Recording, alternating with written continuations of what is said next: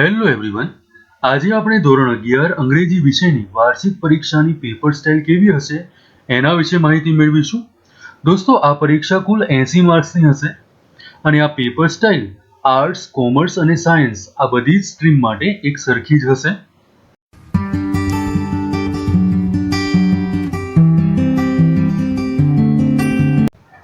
Students, હવે આપણે આ પેપર સ્ટાઇલની શરૂઆત કરીએ. સેક્શન એ ઓબ્જેક્ટિવ હશે, ટોટલ 16 માર્ક્સનું છે. Tick mark true or false against the following statements.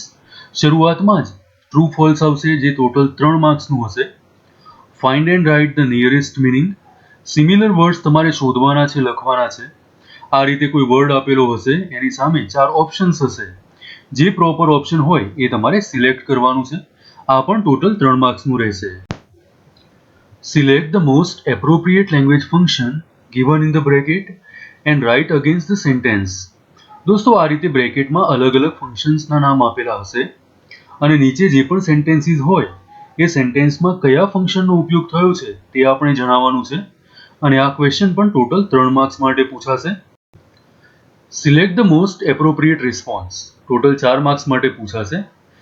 અહીંયા બ્રેકેટની અંદર અલ્ટરનેટિવ ચોઇસ ફંક્શનનો ઉપયોગ કરી તમારે અહીંયા યોગ્ય રિસ્પોન્સ આપવાનો છે. આન્સર આ 4 ઓપ્શનમાંથી સિલેક્ટ કરવાનો છે.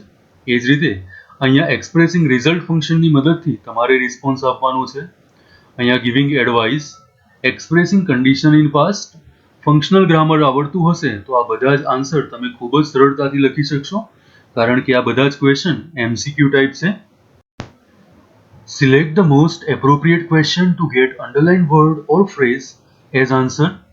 ટોટલ 3 માર્ક્સ માટે પૂછાશે. દોસ્તો, આ સેન્ટેન્સની અંદર અંડરલાઇન કરેલા ભાગ માટે આપણે ક્વેશ્ચન પૂછવાનો છે અને જવાબમાં આપણને આ અંડરલાઇન કરેલો ભાગ જ મળવો જોઈએ. આ ટોટલ 3 માર્ક્સ માટે પૂછાશે. ક્વેશ્ચન નંબર 14, 15 and 16 આ બધા જ ક્વેશ્ચનમાં અંડરલાઇન ભાગ માટે આપણે ક્વેશ્ચન પૂછવાનું છે, જે અહીંયા ઓપ્શનમાંથી જ સિલેક્ટ કરવાનું રહેશે. ત્યારબાદ છે સેક્શન બી.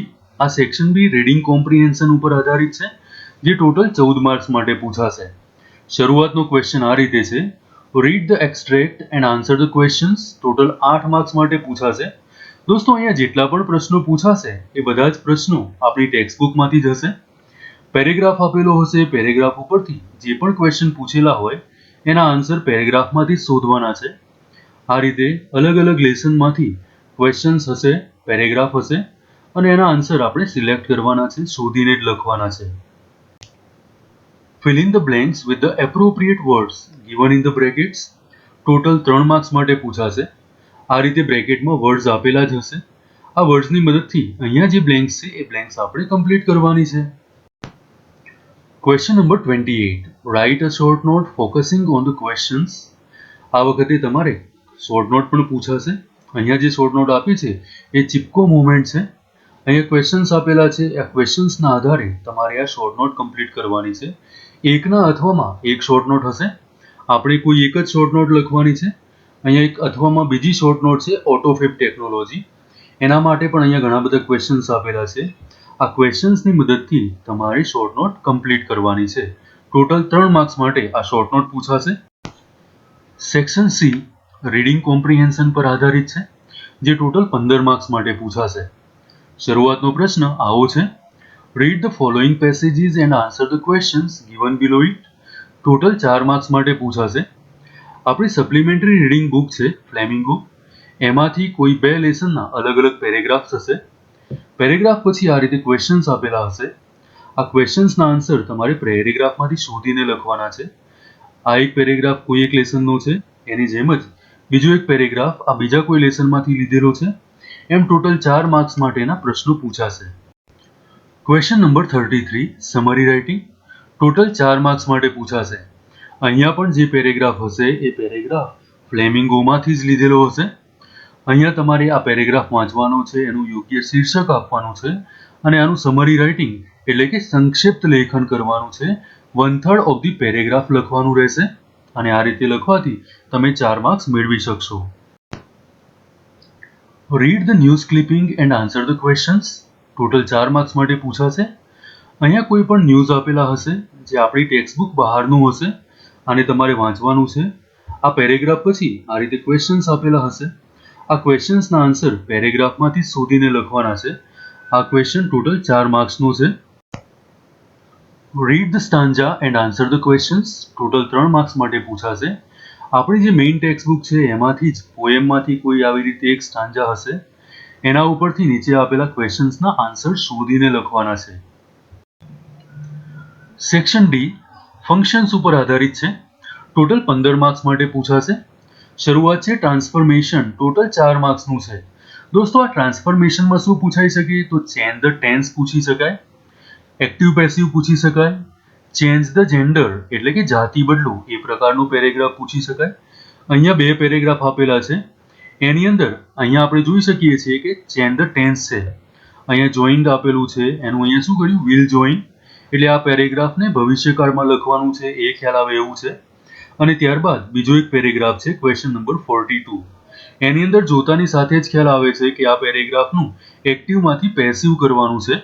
તો દોસ્તો સ્ટાર્ટ લાઈક ધીસમાં તમે જોશો તો ખ્યાલ આવી જશે કે શું કરવાનું છે. ટેન્સ બદલવાનું છે, એક્ટિવ પેસિવ કરવાનું છે, અને આ રીતે આપણે આ ક્વેશ્ચનને અટેન્ડ કરી શકીશું. Question number 43 reported speech 3 marks માટે પૂછાશે. અહીંયા દોસ્તો તમારે ડાયરેક્ટમાંથી ઇનડાયરેક્ટ કરવાનું છે.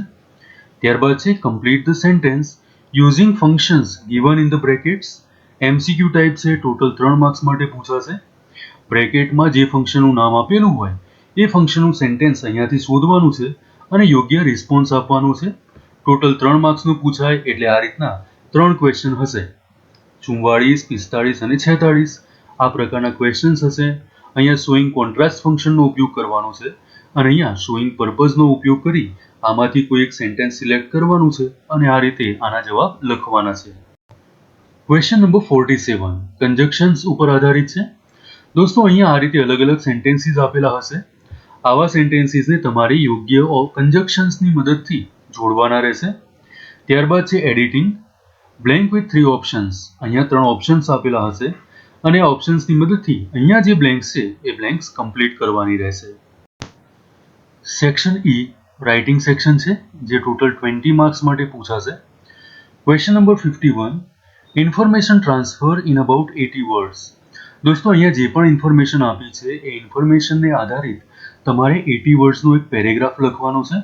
તમે અલગ અલગ સેન્ટેન્સીસ પણ લખી શકો છો. આ ક્વેશ્ચન ટોટલ 4 માર્ક્સ માટે પૂછાશે. ક્વેશ્ચન નંબર 52 પેરેગ્રાફ રાઇટિંગ એટલે એસે રાઇટિંગ. ટોટલ 6 માર્ક્સ માટે પૂછાશે. દોસ્તો એકના અથવામાં એક એસે પૂછાશે. આપણે કોઈ પણ એક એસે લખવાનું રહેશે. Question number 53 speech writing. Speech writing compulsory લખવાની છે, આમાં કોઈ પણ ઓપ્શન મળશે નહીં. અહીંયા વર્લ્ડ એન્વાયરમેન્ટ ડે ઉપર તમારે સ્પીચ લખવાની છે. તો દોસ્તો કમ્પલસરી સ્પીચ રાઇટિંગ તૈયાર કરી લેવી, શીખી લેવી, સમજી લેવી. ક્વેશ્ચન નંબર 54 ઈમેલ રાઇટિંગ ઓર રિપોર્ટ રાઇટિંગ. અહીંયા તમારે ઈમેલ લખવાનું છે કાં તો રિપોર્ટ. એકના અથવામાં એક છે, તમને જે સારું આવડતું હોય એ લખવાનું છે. ટોટલ 5 માર્ક્સ માટે પૂછાશે. અહીંયા શરૂઆતમાં ઈમેલ પૂછેલો છે, એના અથવામાં રિપોર્ટ રાઇટિંગ છે. સ્ટુડન્ટ્સ આ પેપર સ્ટાઇલ અહીંયા પૂર્ણ થાય છે. મને આશા છે કે આજનો આ વિડીયો તમારા માટે હેલ્પફુલ થશે. Thank you.